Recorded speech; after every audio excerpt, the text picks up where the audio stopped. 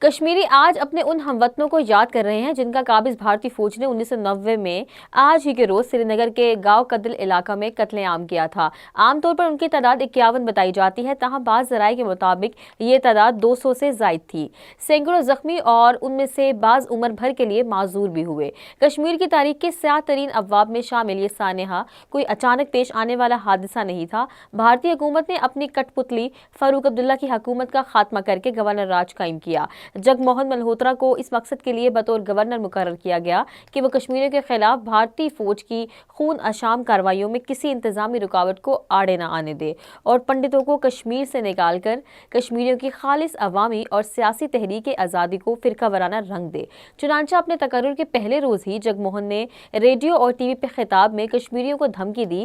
اگلے روز بھارتی فوجیوں نے سری نگر کے چوٹا بازار میں تلاشی آپریشن کے دوران درجنوں خواتین کی عصمت دری کی، جن میں سے بعد ازاں 8 کے کیسز بھی درج ہوئے۔ چوٹا بازار اور محلے کا علاقوں کے لوگوں نے اگلے روز اس کبیر اور دل خراش سانحہ کے خلاف پرامن احتجاج مارچ شروع کی۔ راستے میں ہزاروں لوگ اس میں شامل ہو گئے اور جب مظاہرین گاؤں کدل میں دریائے جہلم کے پل پر سے گزرے تو بھارتی فوجیوں نے ان پر اندھا دھند فائرنگ کی۔ سینکڑوں لوگ شہید اور زخمی ہوئے، جبکہ بعض نے گولیوں سے بچنے کے لیے دریائے جہلم کے یک بستہ پانی میں چھلانگیں لگائیں۔ وقوع کے فوری بعد فوجی ٹرک منگوائے گئے جن میں لاشوں کو لادا گیا اور کہیں لے جا کر تلف کیا گیا۔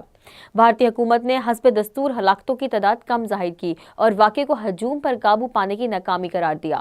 تاہم عینی شاہدین، صحافتی تحقیقات اور انسانی حقوق کی تنظیموں کی رپورٹس نے اس بیانیے کی نفی کی۔ برطانوی صحافی ولیم ڈالر میپل سمیت متعدد مبصرین سرکاری اعداد و شمار سے کہیں زیادہ شہادتوں کی تصدیق کی۔ قابل ذکر ہے کہ پورے ہندوستان میں برطانوی سامراج سے آزادی کی جدوجہد نے اس نوعیت کا صرف ایک جلیانوالہ باغ کا سانحہ پیش آیا تھا، مگر برطانیہ سے آزادی حاصل کرنے والے نام نہاد جمہوری بھارت نے مقبوضہ کشمیر میں صرف 1990 سے لے کے 1994 تک قتل عام کے ایسے درجنوں سانحات کا ارتکاب کیا۔